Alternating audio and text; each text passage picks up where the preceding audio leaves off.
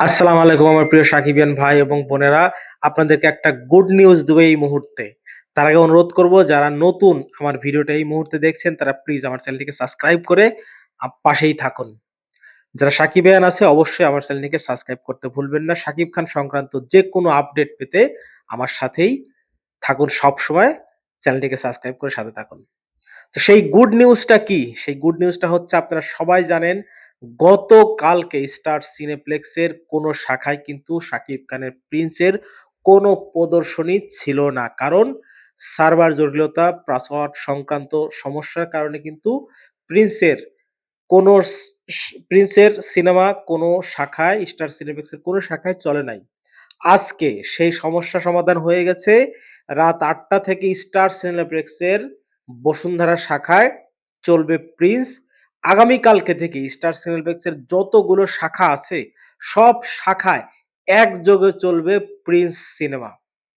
এবং আরো একটা গুড নিউজ, প্রিন্স সিনেমা চলার ঘোষণা দেওয়ার সাথে সাথেই ১ ঘন্টার মধ্যে আজকে যে প্রদর্শনীটা আছে সেটার সমস্ত টিকিট সোল্ড আউট। কোনো টিকিট নেই আজকের। তাহলে শাকিব খানের যে ক্রেজ সেটা তো বুঝতে পারছেন।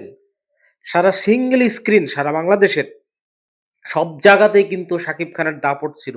শুধুমাত্র সিনেপ্লেক্সে, স্টার সিনেপ্লেক্সে কোনো শো ছিল না গতকাল থেকে শাকিব খানের, ঈদের দিন থেকে। সেই সমস্যা কাটিয়ে উঠে গেছে আজকে। নিশ্চিত করেছেন সিনেমাটির ডিরেক্টর আবু হায়াত মোহাম্মদ ভুঁইয়া এবং প্রযোজনা প্রতিষ্ঠান ক্রিয়েটিভ ল্যান্ড লিমিটেড।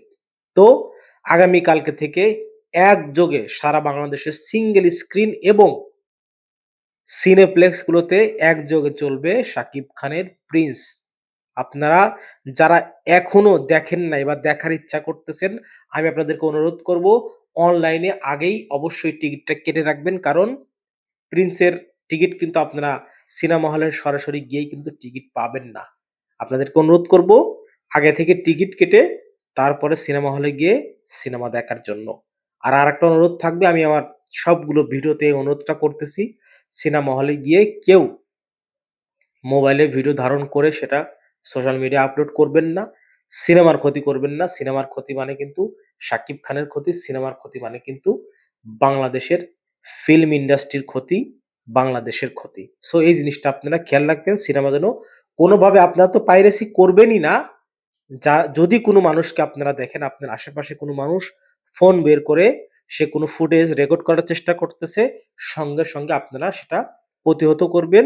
শাকিব খানের ফ্যান হিসেবে করবেন, একজন মুভি লাভার হিসেবে করবেন, আপনি একজন দেশপ্রেমিক হিসেবে এই জিনিসটা করা আপনার দায়িত্ব।